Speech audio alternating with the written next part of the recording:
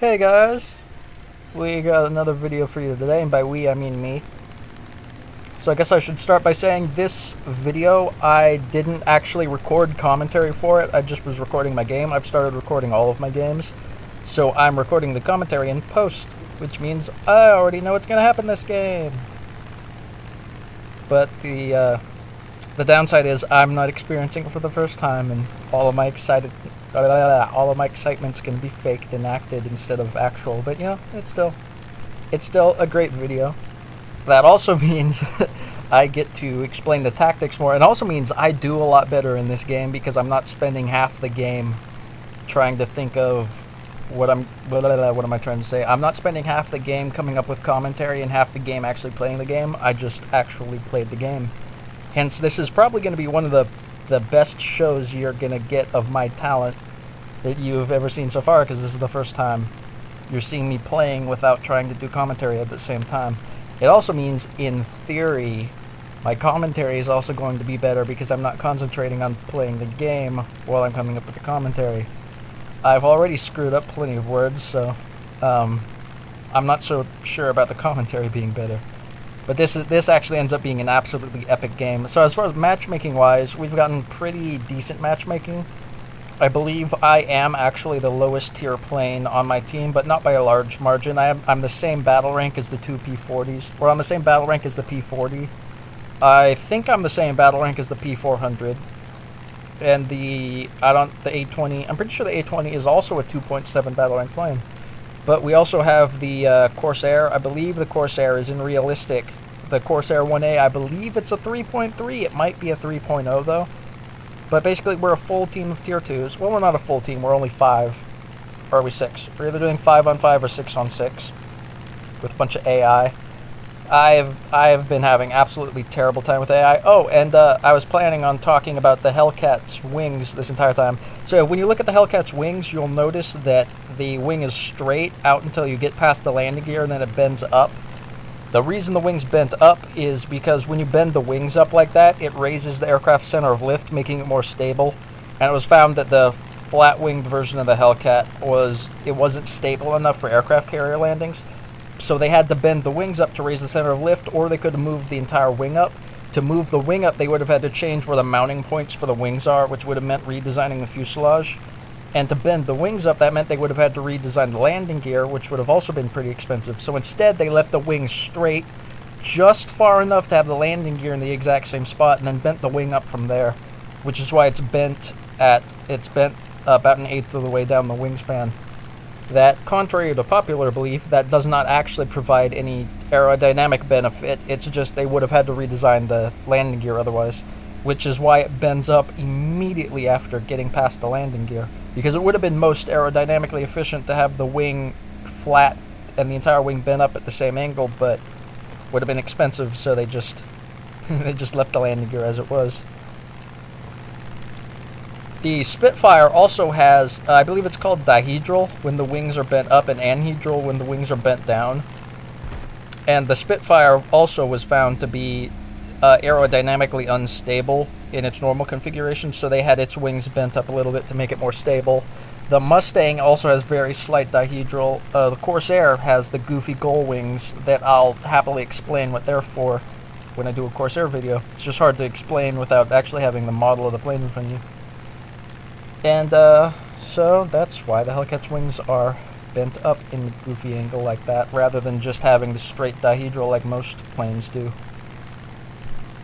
And the reason that you have to bend the wings up like that is because the entire point of having a low-wing plane, by having the wings mounted low on the fuselage, is twofold. It was thought that it would reduce drag, which was later proven to be wrong, which is why most modern planes don't have low wings.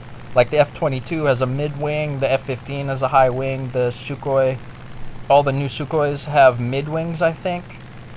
And all of the modern MiGs, I believe, have high-mounted wings.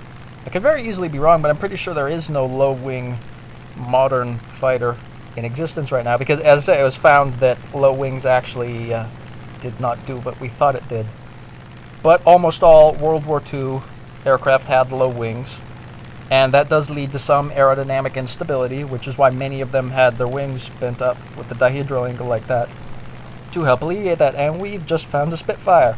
And I was hoping the Spitfire would pitch up and try and fight me, but he's not. He's diving. Now I have two choices. I can dive after him, or I can stay up here and fight off any other people that end up at high altitude to stop my teammate from getting dove on. Now there's plenty of teammates down there, and they're all okay. So I'm going to leave them to that Spitfire to them, basically. Or I'm going to leave them to that Spitfire. It depends who's better and who's worse. But that Spitfire is outnumbered, so I'm going to ignore him and go after the second one. And by intercepting the second Spitfire, I'm going to prevent him from gaining the altitude advantage on all my allies. I'm also going to get to do a one-on-one fight with the Spitfire, which allows me to show off just how good the Hellcat is versus Spitfires. Now, fighting a Spitfire on even energy level is difficult, at the very least. It's possible, but in a Hellcat, it's difficult because you don't actually have that good of a climb rate, and your acceleration is pretty good, but it's not. I'm pretty sure you have even acceleration with the Spitfire, a slightly better climb rate, and significantly worse turn time. So just don't fight them on even energy levels. If you ever find yourself on an even energy level with a Spitfire or lower energy level than a Spitfire, just turn around and run away. Because you're not going to beat them in a straight fight. But I have the altitude advantage, and I also have the speed advantage, which means I have a clean, clear energy advantage on this guy. Which means all I have to do is close into range and kill him. And at this point, I'm considering turning back. I don't want to let the Spitfire keep climbing, though, because if the Spitfire keeps climbing and I level off with my allies, he might get above us. And I really don't want that to happen. I'm also thinking that maybe he's called in a teammate who's climbing off to the side to get above me right now. But probably he hasn't, because usually there isn't a lot of coordination. Now he's diving more aggressively. He can't outrun me. I'm clearly faster than he is. I mean, I have a clean speed advantage at all altitudes over him. I also have the dive acceleration advantage. I also have the dive top speed advantage. The only real advantage he has is turn time, which is an extremely good advantage when I'm not above him. When I'm above him, it doesn't matter how fast he can turn. So basically, I'm just keeping pressure on him. I'm trying to keep him maneuvering, and because he just pulled all those hard maneuvers, you'll notice how low he is relative to me. I also did a full 360-degree turn at this point, which means I've also bled. I was doing, what, 300 miles per hour? I'm now doing 260. So neither of our planes are really good energy retainers, but mine is better than his. So he's given me an even bigger altitude advantage by bleeding all his energy. So I'm going to cash in on it to get the speed advantage to close in.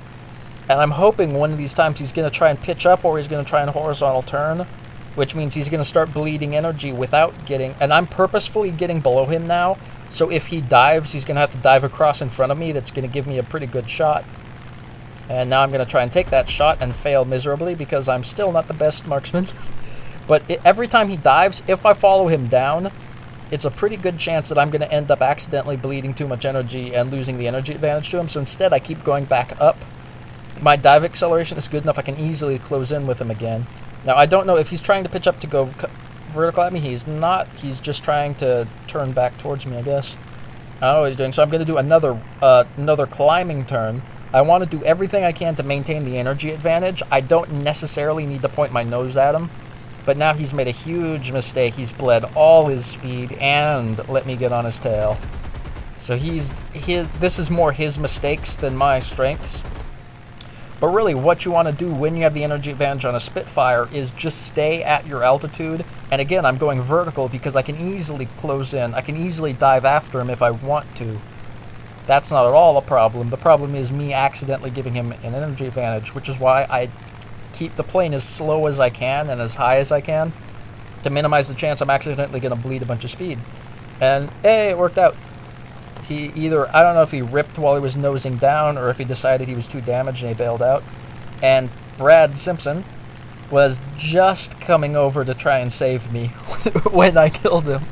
So thank you, Brad. It's real great of you to be so chivalrous, but your timing was a little off. And to this point, I now have to take stock of the situation and try and figure out what we're going to do. Now, all of my teammates, all the fighters at least, are all at high altitude, which means two things. It means we don't have to worry about the Spitfires getting... I don't have to worry about a Spitfire getting above and slaughtering all my teammates because they're all at good high altitude. But that does mean none of us are spotting at low altitude, so if the enemies are just flying back and forth at low altitude, not climbing because they're dumb, someone on our team needs to go down to spot at them. And as I'm typing this, I'm thinking, I actually don't want to go down after people, because I don't want to end up below a Spitfire or something. But then I'm starting to think more and more and more, as I'm waiting for their response, I'm starting to think, actually, I'm pretty sure all of their team is at low altitude, which means if I let one of them go down first, one of them is going to be going basically 3-on-1 against a bunch of British aircraft, probably going to try turning, probably going to get killed. And so Brad's saying he'll go down and he wants me to stay close. Now that I'm thinking about it, no, Brad, you're going to stay at high altitude where you're not going to get slaughtered by a Spitfire. And I'm going to go down there to see if I can find out where they are. And I'm basically saying I'm in the faster plane because I have a higher top speed. It's going to be easier for me to outrun them if they do get above me, which is also true. I am in the faster plane. And so that does logically make sense. I also have the better dive acceleration, so it does make sense sending the Hellcat down and letting the P400s and the P40s stay high. The Hellcat also it wasn't necessarily built for low altitude combat, but as an aircraft carrier aircraft, it has to be able to fly very slow and land on aircraft carriers, which means it has a really good wing loading compared to a lot of the other American planes. And it also means that it was mostly designed for low altitude combat, because when you're a naval fighter, if you're attacking something, it's probably a ship, and ships don't fly. And if you're intercepting enemy fighters, they're probably trying to attack your ship. So you're probably going to be fighting those fighters at low altitude. So the Hellcat was it was designed with low altitude combat more in mind than any of the other American planes. Almost all the other American planes were designed for high altitude combat, which means they all do a lot better high altitude. So again, it does make sense sending the Hellcat down to do low altitude stuff. And I'm just trying to mop up the AI right now for two reasons. The AI has really been pissing me off in the recent games I've had, and I want to kill him while I have the chance. And he was asking where am I, and I'm saying, I'm just killing the AI.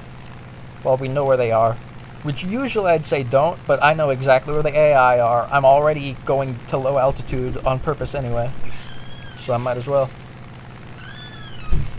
So I'm just going to get this Nimrod while I have the chance. He's kindly made himself a ridiculously easy target. And there you go. That's all it takes. Who's going to steal my kill? How's it going? Hey, nobody managed to steal my kill. Haha, you all suck. So I'm gonna let them go after the Nimrod. I don't need to. I'm gonna go help out with this Spitfire because they should be able to handle an AI 2-on-1. This other guy fighting the Spitfire, he cleanly has the altitude advantage right now. But I don't know if he's a stupid idiot or not. It doesn't matter how good the Spitfire is. The Spitfire could be a bad pilot or a good pilot. He's going to outturn you anyway. If you're a good enough pilot, you'll just never give him the opportunity. And it doesn't matter how good he is. He could be Huron, and it just doesn't matter. He could be Jay Norbs. It just doesn't matter. It doesn't matter how good he is, because he's never going to get the opportunity to shoot me. Because I'm just not going to give it to him. How good he is does mean it will be harder for me to kill him. But apparently he's not very attentive. So I'm going to go back to high altitude. Going to see what he's doing. Going to see if he's a good pilot or not. If he's not a good pilot, I can press the attack pretty easily and he'll eventually end up dead. And this is actually pretty good how each of us is taking one pass at a time to keep the Spitfire turning. If we can keep the Spitfire turning, he's going to bleed his energy very rapidly. He's going to end up with no altitude to dive away. And then eventually he's going to be such an easy target that one of us is just going to come in and he's going to be dead. So I'm not following him because, again, I can't. I might be able to follow him for a short period of time, but it's going to end up getting me killed. He did a nice vertical reversal, and if I had less energy, it would have worked, but it, again, just didn't matter. So I'm going to do a vertical reversal now. Nice and high. And this right here is basically, and Brad, in the P400, thank you for coming to my rescue earlier, but you're turning with a Spitfire. What are you doing, dude? And so I'm not going to get a good enough shot that way, at least not without smashing myself into the ground. And again, the Spitfire turned after me, so again, I'm going to be able to drag the Spitfire up. You can see his wings flashing. He's firing stealth ammo at me, so I'm staying evasive. I don't actually know where his rounds are going, which is the annoying thing about stealth ammo, but he stalled himself out. So now, he's a nice easy target. So I'm going to time it right, swoop down in, right on his tail. He's trying to go after Brad and shooting his butt up and pulling back up. And is Brad gonna get him? Where am I gonna get him? I got him! So that's 2. That's 2 Spitfires. Still don't have a single bullet hole in my plane because I just haven't let him go. And now that Typhoon has the energy advantage on us. If he was a Spitfire, we'd be screwed. As a Typhoon, I can actually outturn him. I'm pretty sure Brad's P400 can also outturn him. So I'm just gonna, because the Typhoon decided not to come after me, I'm just gonna vertically reverse under him and try and climb under him. I'm not in too much of a threat. We're so close that if he tried to split us and attack me, he wouldn't be able to get his guns on me. But now as he's starting to pick up more distance from me, it's starting to get to the point where he could turn around and attack me. Which means I have to pay more attention. I'm just making absolutely certain there's nobody else back there I have to worry about. And now I'm going to try something called a straight yo-yo, which is a lot like a low yo-yo, except in a straight line. It's where you dive, pick up a bunch of speed to close in with someone, then zoom under them. It's something I do a lot in arcade. I haven't been doing it a lot in realistic, but I figured this, if it's ever going to work, this is the time. And I'm at the bottom of the yo-yo. I'm as fast as I'm ever going to get, and I'm barely closing in. And if I zoom out, yeah, I'm not going to get in range anywhere near fast enough, so this isn't going to work. So I'm basically, am I going to split S or vertically reverse to turn around? That's basically what I'm just thinking, what am I going to do? Oh, and the Typhoon did a split S, didn't get his guns on me because I was too close, and tried going head on with Brad, but then didn't have time. So now, who am I going to go after now? Typhoon's the only one there. I'm saying who am I going to go after because I haven't noticed him in game yet, but there is a Spitfire coming in from in front of the Typhoon. Sorry, minor spoiler there. But so basically now I'm thinking I'm just going to try and climb above the Typhoon, and that's when we see the Spitfire, and now I have to decide who's going to attack who. And I'm thinking that Brad doesn't have enough energy to get after the Typhoon because he isn't climbing like I am. I'm starting to get to the point where I can go after the Typhoon, so what I'm thinking is if Brad tries to turn fight the Spitfire, because Brad's the kind of idiot who turn fight Spitfires, I can kill the Spitfire while he's distracted, and then we can deal with the Typhoon. But now the Typhoon's coming back, and I'm going to go after the Spitfire just because his tail's, I mean, he's right there. Spitfire's turning off, not even going to consider trying to follow him. I did a hard nose down there just for a quick split second to make the Typhoon miss. It looked like he was going to miss anyway, but it was, you know, just to be sure. And I was zooming over the Spitfire. The Spitfire's trying to zoom climb under me, and Brad gets a nice shot at him. Doesn't manage to finish the Spitfire, though. So I'm going to leave Brad to the Spitfire, or I'm going to leave the Spitfire to Brad. I mean, the Spitfire's already on him, but so I'm thinking to go after the Spitfire, but now the Typhoon's coming in. Oh, so I'm going to follow the Typhoon. The Typhoon, I already know he's a zoom fighter at heart, so he's going to try and zoom climb away, but I've managed to close the energy gap between us enough that I'm going to be able to follow him out. And I'm thinking maybe I can get the Spit. No, I'm not going to get the Spitfire, so we're going to follow the Typhoon. And hey, where'd that kitty hawk come from? Just give him a quick shot, get me my assist, and we're going to go get that Spitfire. Don't worry, Brad, I'll save you. I'm coming. And I'm pretty sure that P40 has more than enough energy and can turn with the Typhoon, so the Typhoon should be taken care of. Just a matter of time, so now we gotta get the Spitfire. Oh no, Brad's been killed. Oh, and I was expecting him to go head on with me, but he didn't. I might have been able to get a shot on him there. And now he's doing a vertical reversal after me, which would be great if I didn't have such a big energy advantage on him. With the energy advantage I have, I can gap him and then go straight above him. And he got nothing. There's nothing he can do. So I get to come back down. He now has to try and dodge my shot. And is he going to do it successfully or is he going to do it unsuccessfully? So far he's being pretty unsuccessful. Still being unsuccessful. And now he's been successful. He's gotten out of my arc of fire, so now I have to go back up again. Or I could have tried turning with him and get shot down by him, but I'm not that dumb. But hey, I managed to kill him. So yay, that's 3. Aren't I the greatest? Woo! Well, it's 4 counting the AI, but I don't count the AI, so 3. I got 3 Spitfires. Oh, that was fun. So there you go. That's just how good the Hellcat can be up against the Tier 2 Spitfires. The later tier Spitfires that can close the speed advantage on you are a bit more difficult, but they're all at tier 3 and you're at tier 2, so you usually don't have to fight them. So the Spitfire Mark IIs, doesn't matter whether they have the cannons or just the machine guns, because they never get to shoot at you at all. So it just doesn't matter what weapons they have, because you just don't let them shoot you. And then eventually you can get them into a position where they just, get shot by you. I think I still have more than half my ammo load left at the end of that too. So there you go. Got bulletproof and whatever it was I got, I didn't read them. But Brad, he did get an assist, and he definitely earned that assist by turn fighting that Spitfire and putting the Spitfire in a position for me to kill him. With that said, Brad was a bit of a dummy trying to turn fight a Spitfire. Don't turn fight Spitfires. Just don't do it. There's no reason to. Not when you have the speed advantage. Brad could have instead just kept running away from him until I had gotten the Typhoon taken care of, then turned around and shot the Spitfire off his tail, but instead Brad had to try and turn fight and got killed. So don't do it. Don't turn fight Spitfires. But the Hellcat, great plane, goofy little thing.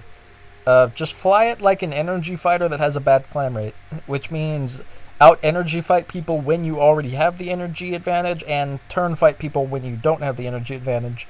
But if they have the energy advantage and they can outturn you, like a Spitfire above you, then just outrun them. If you can't outrun them, trying to turn them, you're going to end up dead anyway. So I guess you might as well try turning, but it's not going to work because you can't turn with Spitfires. But you are a pretty good turning plane. But I wouldn't rely on it. I'd more rely on your vertical mobility than your turn fighting. But just whatever works for you. That's just, that right there is clearly what works for me. So thank you for watching, and I'll see you next time. Hey, it's YouTube.